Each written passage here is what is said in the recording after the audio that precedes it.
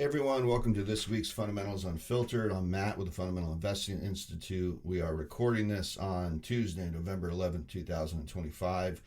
On this week's episode, we're discussing takeaways from Jeff Gundlach's interview that he did about a week ago, Warren Buffett going quiet, and the average age of the first-time home buyer has increased once again.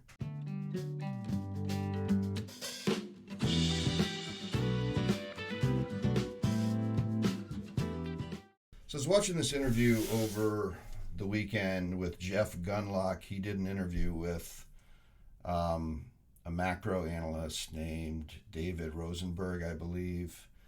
It was a long interview. It was about an hour and 15 minutes. And if you don't know who Jeff Gundlach is, he's the founder of a fixed income management company called DoubleLine Capital. And I'd say for the last decade and a half or so, he's been given the moniker by the financial press and by his peers in the fixed income world as the bond king. And if there's anyone out there of a certain age who might remember, that was a moniker that was given for a long time to a money manager named Bill Gross, who's one of the founders of PIMCO. Jeff Gundlach kind of took the reins, as it were, took the baton as Bill Gross was nearing the end of his career. Bill Gross is now retired. But Jeff Gundlach is very much deserving of that moniker because I would say for the last decade and a half or so, he's probably been the most prescient voice in the fixed income world. Brilliant credit analyst, brilliant credit fund manager, and very insightful on the macroeconomy. So he's given this interview over the weekend, and I thought this was probably worth more than some of the stuff that was in the financial news this week. So he's touching on a couple of things that I wanted to discuss. He covered quite a lot. Again, it was an hour and 15-minute interview, but he was talking. He had some good insights on the Federal Reserve, and he was talking about, right now there being 5 candidates for Fed chair, or we think there's 5 candidates. They're being vetted by Scott Bessent, the Treasury Secretary, and then they're going to go to the president. Scott Bessent has said that by Christmas he's going to have a finalized list, and then those candidates are going to be interviewed by the president. And the president has made it very clear that he wants, even though he doesn't have the authority to set interest rates, nor should he, but he wants the federal funds rate down to 1 to 1.5%. And Gundlach was suggesting their forecast at DoubleLine, they're still forecasting 3% inflation for the near future. A 1% federal funds rate, assuming that's brought about in a relatively quickly manner, would be a negative real yield policy. In other words, anytime interest rates are below the rate of inflation, lenders are actually paying to lend rather than being compensated, and so it creates all sorts of problems. Gundlach sees that policy leading to a much steeper yield curve. In other words, lower short-term interest rates, much higher long-term interest rates. And that's not good for housing, not good for business borrowing, but probably would fuel an awful lot of financial speculation and possibly some inflation. In fact, I think it would be almost guaranteed to increase inflation expectations, which we would see in those longer-term yields. So that's something that Gundlach was talking about. And he talked a lot about the importance of the 2-year Treasury yield. And that's something that I paid attention to, probably didn't pay attention to enough. But basically, the 2-year Treasury yield has been historically a very accurate predictor of where the federal funds rate or short-term interest rates are going. But then he talked a lot about private credit, which was very interesting. Now, I've heard him tell this story in other interviews, but a number of years ago, basically after the financial crisis, he was putting together a bond fund to buy some distressed credits, and he was interviewing, I think it was Stanford, he was interviewing the head or one of the people running the Stanford University endowment, and he was looking for a relatively small commitment, and they wanted to do it, but they were so illiquid, they had so much money tied up in private assets that they were not able to make the investment. And he makes the point in this argument that even the Harvard endowment, which is in the tens of billions, I think it might be around 50 billion or so. And one of the things that endowment is supposed to do is to help the university. This is with all university endowments. It's supposed to help the university pay for operating expenses for the college. And they were so illiquid, they had so much money tied up in private credits that Harvard actually had to do a bond offering. Now, you could argue that maybe they had done that for purely financial reasons, but these endowments are enormously illiquid. And Gundlach had kind of touched on this. He really didn't go into a lot of detail, but he kind of touched on this illiquidity risk of not being very well appreciated. And the people who are selling these private credits are really trying to sell the idea that absent a tradable market, you don't have volatility, which is, as Gundlach thinks, and I think as well, it's really an absurd idea to think that if something lacks a market price, that it's somehow less risky. Certainly, there's a psychological component. If you own a private asset, you don't have to worry about a market constantly giving you its opinion of value, but it's also illiquid. That same market that gives you a price gives you an opportunity to sell the asset, hopefully without much impairment. So there's a massive amount of risk here. This is something I've talked a lot about in the past, and I know it's a very cynical view, but as we see the legislative changes that are in the pipeline that are going to allow retail investors to come into private credit and their retirement plans, I can't help but think that it's a big shift of risk from institutions to unsuspecting retail investors. So I don't personally think that's going to end up very well, but there's a lot of what ifs and a lot of things that can happen between now and then. So I don't want to do too much prediction here. I just think it's a major source of risk. No shortage of very smart people in this market predicting problems in private credits. And one of the things that Gundlach has also talked about, I hadn't really thought about either, is you have these very small risk premiums. In other words, you have bond yields, corporate bond yields and other bond yields that are trading at very small interest rate premiums above treasuries, and that differential represents the risk premium. So what's happening in these bond markets is that these risk premiums are in some cases at historic lows, but as Gundlach points out, a lot of the risk that otherwise would have been in some of these bond markets, particularly in high yield bonds or what are called junk bonds, those are lower quality bonds. A lot of that risk has shifted over into the private credit world, and basically making the argument that some of these smaller risk premiums are in fact warranted because a lot of the risk that would have been there otherwise has now been shifted over into private credit markets. That's where these higher risk loans are being underwritten. So it's something to pay attention to. I think private credits are going to dominate the news for a really long time. And because we're always more nervous about what's happening in credit markets than in equity markets, just in terms of the risk that this can have in the broader economy, it's an area that we need to pay attention to. It's been in the news a lot over the last week or so. Buffett had formally announced that he's going to be going quiet, so he's not going to be doing the Berkshire Hathaway annual meeting. He's not going to be writing the shareholder letters. Instead, this is going to be facilitated by the incoming CEO, a man named Greg Abel. And that is something that, it really is the end of an era. Buffett's been at the helm of Berkshire Hathaway since the 1960s. I will say that even though he's not going to be writing and sharing his investment wisdom, there is, if you include the letters from his investment partnership that he started in the 1950s, there's a full 7 decades of investment wisdom that Warren Buffett is leaving us.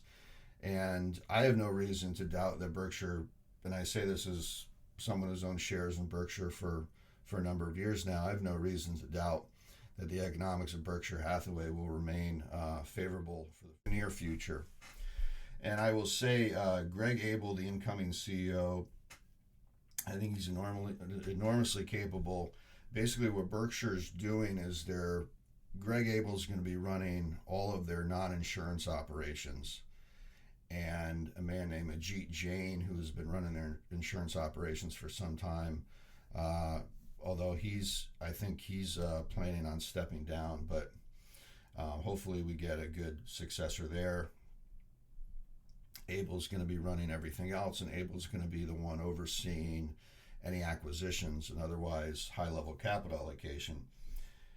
There are two money managers at Berkshire, both of which were who were handpicked by Warren Buffett and Charlie Munger. One is a man named Todd Combs, and the other is Ted Weschler. They're both brilliant, Buffett-like managers. Near as I can tell, they're very smart guys who do good risk analysis, good due diligence. So I think Berkshire's in good hands. I have no problem continuing to hold the stock personally. I want to mention something I came across that I think should make a lot of people nervous. So something I mentioned is that I think in the last few decades, the average age of a first-time home buyer has gone from the late 20s to late 30s. So a full decade later in life, people were buying homes. The National Association of Realtors announced this week that the average age of first-time home buyer is now 40. And that's staggering. So that's well over a decade later in life that people are buying their first homes. And there's been some talk about this. This is one of the things that's hugely driving the rental market. Clearly, people need shelter in some capacity. I know in my area, I feel like every developable piece of land has been developed into apartments. There's still a ton of stuff in the development pipeline. I think you're seeing this across the United States, not just apartments, but single-family rentals. So the housing stock is just not there. And of course, this is an affordability issue primarily. There has been some talk recently about young people just not wanting to own a home, maybe thinking it's not a good financial decision. And it's true that owning a home is a lot more than just paying a mortgage. You have major maintenance costs. I know this as a homeowner. I mean, the HVAC breaks and you got to replace that, and it's $10,000 plus, all sorts of things. So on the maintenance side, labor, material costs have gone up, so it's much more costly to maintain any property. Insurance rates have gone up, certainly in certain parts of the country, but I think in general, insurance rates have gone up a lot. Property taxes. So you have all of these other costs, which in many cases can easily be more than the mortgage itself. So maybe I think a lot of young people are just looking at that payment cost. But the great thing about home ownership is it's forced savings. You build up equity over time. But with home prices where they are, maybe a lot of people are deciding to put that off. But I think in a lot of cases, it's just an affordability issue. Home prices are becoming less affordable throughout the U.S., even though home prices have come down in many cases. I know it has in our market. It actually loops back to something Gundlach had touched on, but didn't go into a lot of detail, which is he talked about the Federal Reserve possibly intervening in mortgage markets at some point in the future. They did this after the financial crisis, what was called quantitative easing, where they were doing open market operations, but they were, rather than just buying short-term treasury bills, which they would normally do, they were buying longer-term treasuries, and they were buying agency-backed securities, which are mortgage securities, and they were buying that in a big way to try to drive those yields down. Could that possibly happen? Gundlach thinks it's a real possibility. Didn't really go into detail as to whether he thinks that's a positive thing or a negative thing, but thinks it's a very real possibility if we continue to be in a housing affordability crisis. So as far as the news, there's not much else to touch on. There was a little bit of an AI sell-off last week, and there's been some musings as to whether that's a reassessment of risk by investors. I think it's just a kind of a normal weekly fluctuation. I don't think there's much to comment on there, but since we were talking about Warren Buffett, here is a Buffett-inspired book. It's actually written by Howard Marks. It's called The Most Important Thing. If you don't know who Howard Marks is, you should. Marks is the founder of Oaktree Capital Management. I had to look that up because there's another firm called Oakmark, and I get Oaktree and Oakmark mixed up all the time. But Mark's, they're primarily a fixed income. They're actually really a distressed bond manager primarily. They do a lot with real estate, and I think they were acquired a couple of years ago, majority acquired by Brookfield, which is another big alternative investment manager. Marx has been writing these memos now for a couple of decades, and as he talks about, when he first started writing these memos, he would send them out. I think he said he sent them out for 10 years before anyone even acknowledged receiving them. So this is probably in the days where they would be sent out via conventional mail. But he would send these out. No one even, acknowledged receiving them. But I think it was after the financial crisis when he started to talk about that he really kind of became a more known name in the investment world. He was always very successful, but his writings, his memos, they can be found on his website, on the Oaktree website, Memos from the Chairman, Howard Marks. But this book is a kind of a best hits. It was published a number of years ago, and it's a best hit of some of his memos. He talks about risk and valuation and having the right mindset and all sorts of things. It's just a brilliant composite of wisdom. There is a newer edition of this book. I think it's called The Most Important Thing Illuminated, where it has some annotations from a number of really good investors. I think Seth Klarman is one of the investors. I think Chris Davis is one of the investors, a few others, where there are some annotations from them. So that's a very good edition if you want to buy the book. And the reason I say it's a Buffett-like book, Warren Buffett actually has a blurb. He said, "This is that rarity, a useful book." Warren Buffett. Buffett has said that Howard Marks's memos are required reading. It's something he reads, religiously. I think usually those memos come out every month or so, but I don't think that they're quite as timely as that all the time. But in any event, it's a brilliant book, a lot of insight, and probably, I think, part of the canon of value investing. I would put that book probably among the top 10 of required reading for anyone who wants to learn value investing. So with that, I wish everyone a great week.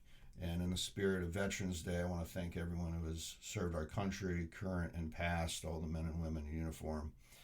Hope everyone has a great week. Focus on the fundamentals, and good luck with your investing endeavors. Thank you.